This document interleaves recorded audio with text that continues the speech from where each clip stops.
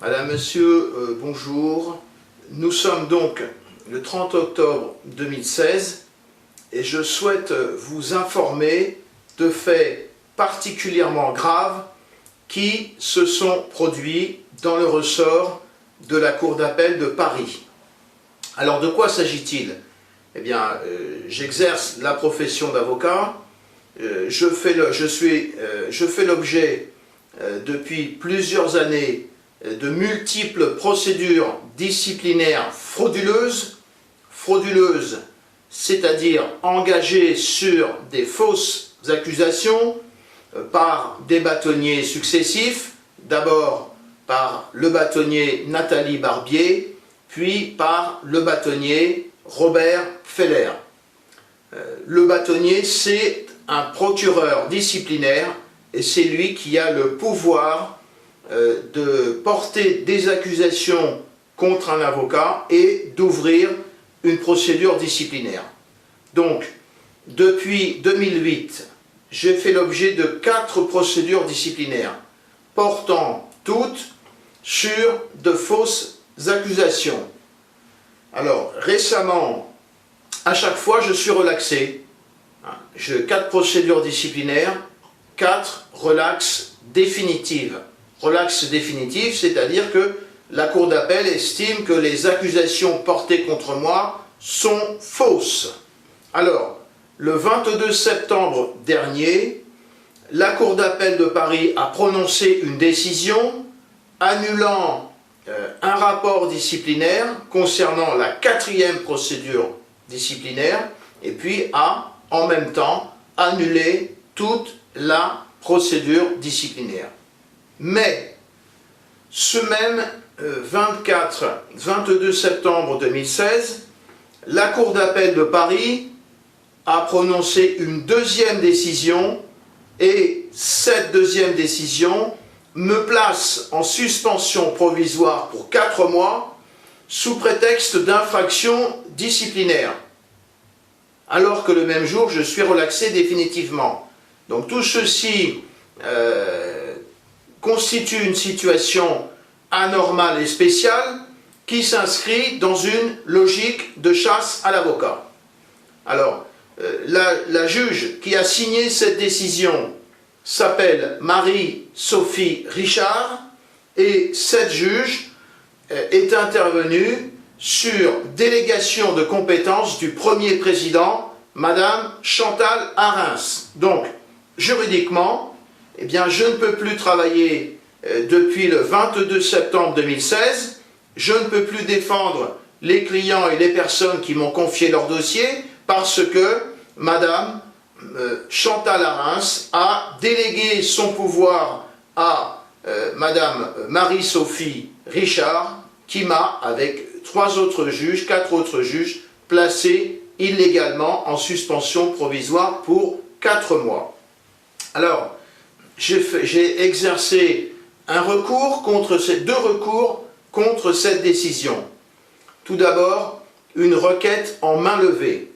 Le 10 octobre 2016, j'ai déposé au secrétariat greffe de Madame Chantal Arens, qui est le premier président de la Cour d'appel de Paris, une requête visant à obtenir la main levée de cette suspension provisoire illégale pour 4 mois. Alors, Madame Chantal Arens m'a accordé une audience, mais il a fallu attendre 17 jours pour avoir cette audience.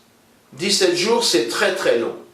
Et puis surtout, cette affaire visant à demander la levée de cette suspension provisoire illégale a donc été plaidée à l'audience du 27 octobre 2016 et les juges ont mis en délibéré la décision qui sera prononcée au 8 décembre 2016, c'est-à-dire à 45 jours. Donc, si vous faites le compte, et le compte est assez facile à faire, je suis placé en suspension provisoire illégalement du 22 septembre 2016 au 22 janvier 2017, et entre le jour où j'ai demandé la levée de cette suspension provisoire et le jour où sera prononcée la décision, il se sera écoulé 2 mois, c'est-à-dire que le 8 décembre 2016, jour où la décision sera prononcée, j'aurai effectué 2 mois et demi de suspension provisoire sur 4, alors que la décision est manifestement illégale. Je suis dans ces circonstances privé de mon droit à un recours effectif dans un délai raisonnable, droit au recours effectif prévu par l'article 13 de la Convention européenne, dans un délai raisonnable, c'est l'article 6 de la Convention européenne, et cette situation anormale et spéciale relève directement de la responsabilité de Madame Chantal Arens, qui, du reste, avait l'obligation de présider l'audience et qui n'était pas là pour présider cette audience le 27 octobre 2016. Alors, j'ai formé un autre recours, un pourvoi en cassation contre cette décision illégale de suspension provisoire. Alors, bien évidemment, sur le principe, un arrêt de cassation va intervenir entre 8, 10, 12, voire 15 mois. C'est très long, alors que je suis placé en suspension provisoire pour 4 mois de manière manifestement illégale. Alors, l'avocat au conseil qui intervient pour défendre mes intérêts dans cette affaire, c'est maître Pierre Ricard, qui a donc déposé il y a 3 jours le mémoire ampliatif et qui a en même temps adressé une requête spéciale, dite requête article 1009 du Code de procédure civile, pour demander au premier président, M. Bertrand Louvel, premier président de la Cour de cassation, d'ordonner l'examen de cette affaire en urgence. Et moi-même, je me suis rendu le 28 octobre 2016 au secrétariat de la Cour de cassation pour déposer une lettre à l'intention du premier président de la Cour de cassation, c'est-à-dire M. Bertrand Louvel, pour lui expliquer que je suis dans une situation anormale et spéciale, puisque étant avocat, je ne peux pas travailler pour 4 mois, et la Cour d'appel de Paris, sous la responsabilité de Mme Chantal Arens, ne m'accorde pas un recours effectif. Donc j'ai déposé une lettre valant requête au premier président de la Cour de cassation, M. Bertrand Louvel, pour lui demander de faire venir cette affaire en audience en urgence pour que la décision manifestement illégale de suspension provisoire qui a été prononcée contre moi le 22 septembre 2016 sous la responsabilité de Mme Chantal Arens, premier président de la Cour d'appel de Paris, puisse être examinée en urgence. J'attends, je vais voir la semaine prochaine si M. Bertrand Louvel, premier président de la Cour de cassation, m'accorde une audience en urgence pour me permettre d'avoir un recours effectif et de reprendre mon travail. Alors, dans ces circonstances anormales et spéciales, j'adresse en même temps, et je vous en informe, une demande de grâce présidentielle au président François Hollande. Alors, vous savez que j'avais déjà demandé une grâce présidentielle au président de la République en mars 2016, parce que le tribunal correctionnel m'avait infligé une sanction pénale non prévue par le code pénal. Il a refusé de m'accorder une grâce présidentielle, et dans le même temps, et quelques mois plus tôt, il avait accordé une grâce présidentielle partielle à une femme qui avait tiré 3 coups de fusil dans le dos de son mari et qui, de cette manière, l'avait tué. Alors, cette demande de grâce présidentielle, je n'ai pas de réponse. Le président François Hollande a manifestement refusé de m'accorder une grâce présidentielle, et ce que je lui demandais, c'est de prononcer une grâce présidentielle sur une sanction pénale prononcée contre moi, sanction pénale qui n'était pas prévue par le code pénal. Nous étions sur un système de justice de type section spéciale, et le président de la République a refusé de m'accorder cette grâce présidentielle au mois de mars 2016. Quelques mois plus tard, la Cour d'appel de Paris a annulé cette sanction pénale illégale par un arrêt du 30 juin 2016. Alors aujourd'hui, j'adresse une nouvelle demande de grâce présidentielle à M. François Hollande, président de la République.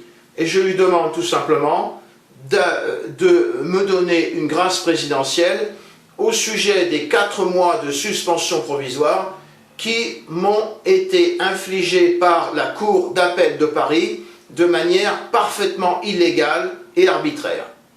Et je vous invite tous à écrire au président de la République pour lui signaler cette affaire absolument scandaleuse qui s'inscrit dans une logique de chasse à l'avocat.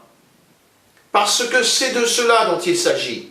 Certains nous disent des juges sont intervenus sur les ordres d'un cabinet noir. Bref, nous verrons ceci plus tard. Mais je vous demande à toutes et à tous d'adresser une lettre au président de la République pour lui dire « Vous devez accorder une grâce présidentielle à Maître François d'Anglehan au sujet des 4 mois de suspension provisoire qui lui ont été infligés parce qu'il n'a pas de recours effectif devant la Cour d'appel de Paris, dans la mesure où on lui donne, il s'écoulera 2 mois entre le jour où il a demandé main levée de la suspension provisoire et le jour où la décision sera prise, et il n'a pas de recours effectif devant la Cour de cassation parce que malheureusement, on peut penser que la décision infligeant la suspension provisoire sera cassée alors que la suspension provisoire aura été purgée.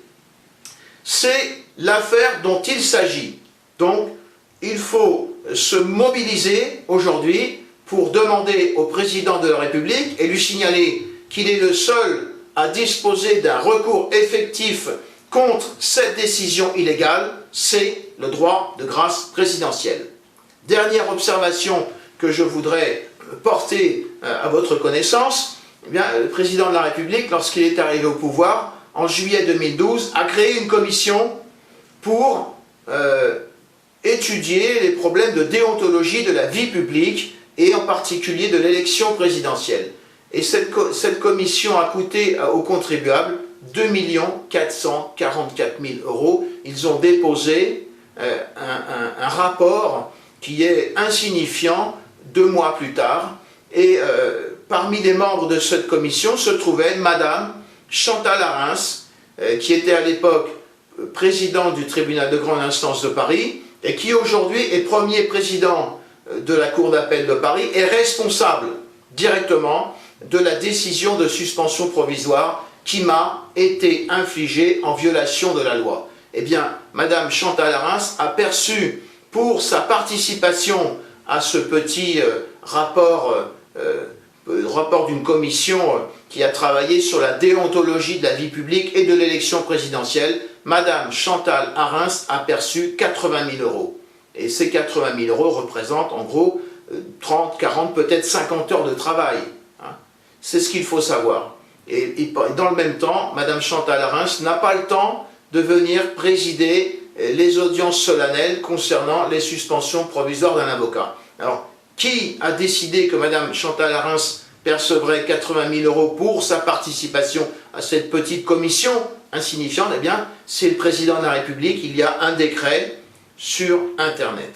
Voilà. Eh bien, écoutez, je vous remercie d'adresser au président de la République une lettre simple qui est gratuite ou une lettre recommandée pour lui dire « Monsieur le Président, dans la circonstance actuelle, il faut, c'est nécessaire, accorder une grâce présidentielle à Maître François d'Anglehan au sujet des 4 mois de suspension provisoire qui lui ont été infligés en violation de la loi. »